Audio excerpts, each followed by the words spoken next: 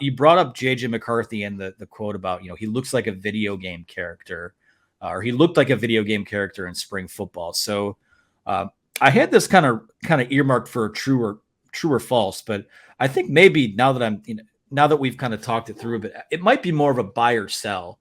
Are you buying that this, J.J. McCarthy taking a step forward?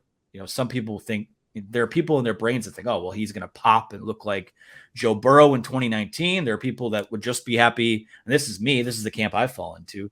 I would just love to see him throw for 25 touchdowns and 3,000 yards. I mean, that's actually pretty pedestrian in today's college football. But are you buying or selling that J.J. McCarthy, we're seeing first round hype for him in next year's draft, which it could be a little premature for that, but the skill set is all there. Are you buying or selling that this offense, we've talked about the continuity, all these pieces back, but can kind of still transform with him, leading the way? I'm buying it. I'm just curious about how much the coaching staff is willing to put him in that situation, especially kind of given the non-conference schedule doesn't necessarily preclude him going out and winning some big games. Really, honestly, the schedule in general, even the conference schedule, they don't meet like aside from week 5 and 6 on the road, Nebraska and Minnesota, which I don't think that those are going to be on par with the last 2 back-to-back road games that they've had in weeks 5 and 6. So it's they don't really see someone until Michigan State, and you can question whether Michigan State's someone in the middle of the season, mid to late season.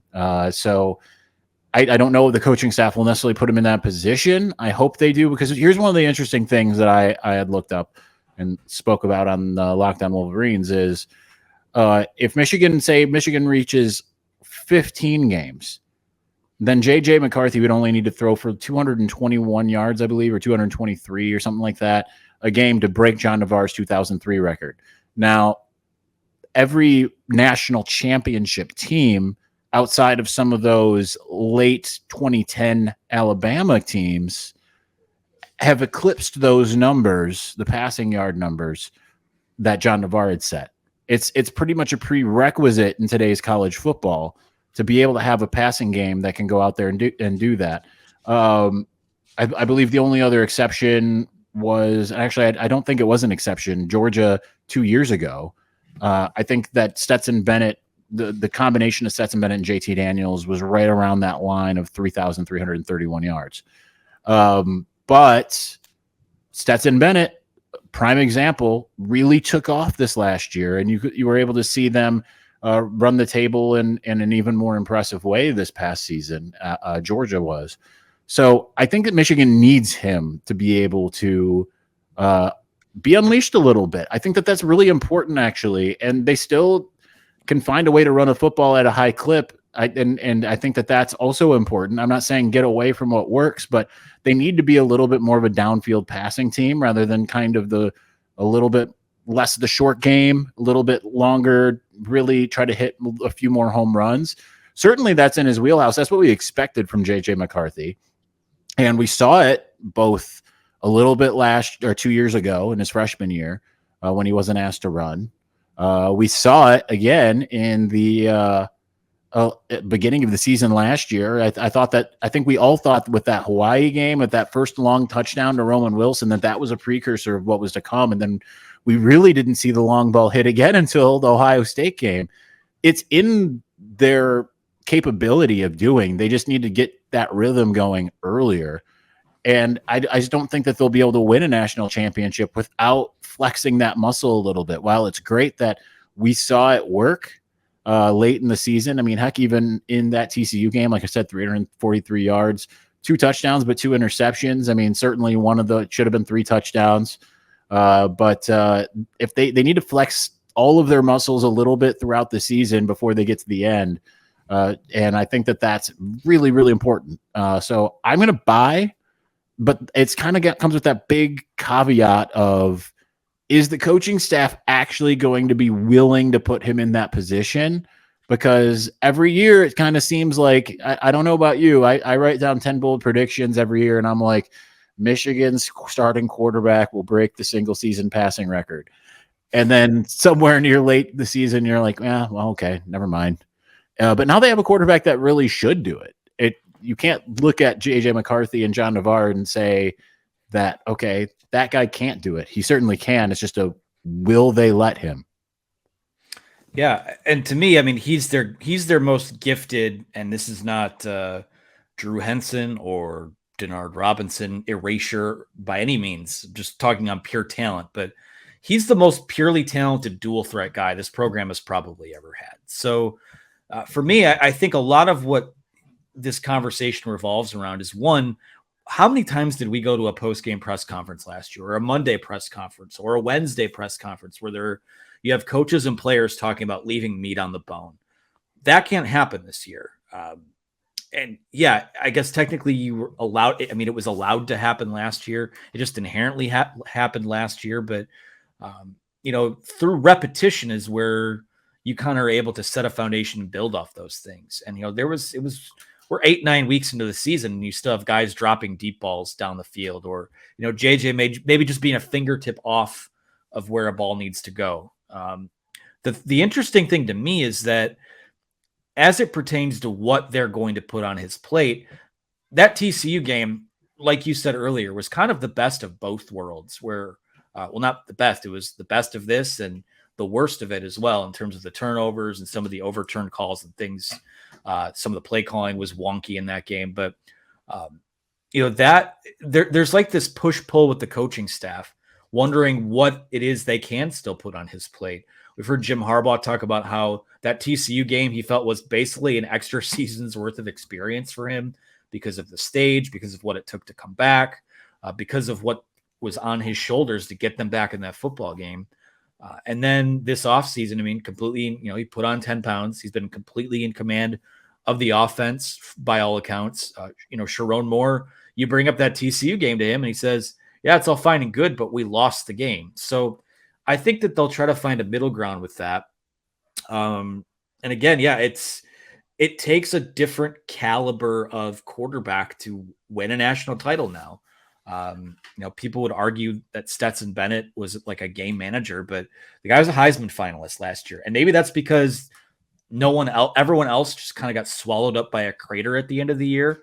But you need a guy that can make those, make those gotta have it type of throws. I think JJ is that. I think he's proven that he can be that with his legs, although I don't think they're going to turn him into Lamar Jackson, but you just want him to be a guy that, what he does best is thrive off schedule. A lot of what Michigan does, they want to stay on schedule. They want to be physical. They want to run the football. But it doesn't have to be one thing or another.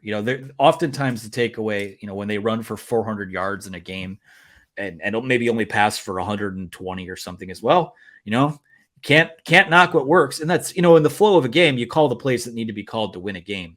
But, there's something to be said about that's what's made some of those more recent Alabama teams dangerous, is that they can hammer you in the run game, but here's Jamison Williams and we can pop a long touchdown down the field, and you have that home run explosiveness. So to me, I think it's an easy buy to me that JJ McCarthy and this Michigan passing game takes a step forward. A lot of it's contingent on what some of these skill players do, need guys to step up there, but I feel like with the group of wide receivers and tight ends they have, we'll see if a true star emerges from all that, but there's a lot of quality options there. And to me, there's no reason that these guys shouldn't kind of take their games to the next level. Do note though, with, like you mentioned, Stetson Bennett and being kind of a game manager, you can't watch the way he played in the playoff in either game, but it really was particularly the national championship game, and say that guy's a game manager. That guy, I mean, even in the Michigan game, when we expected Stetson Bennett to be really just a maybe lesser version of Cade McNamara, I went into that game thinking exactly that, right? Like, not saying like a significantly lesser version, but I thought, well, they have their Cade McNamara, Michigan has its Cade McNamara, and may the best Cade McNamara win. But nonetheless, I mean, he was making some throws that were unbelievable.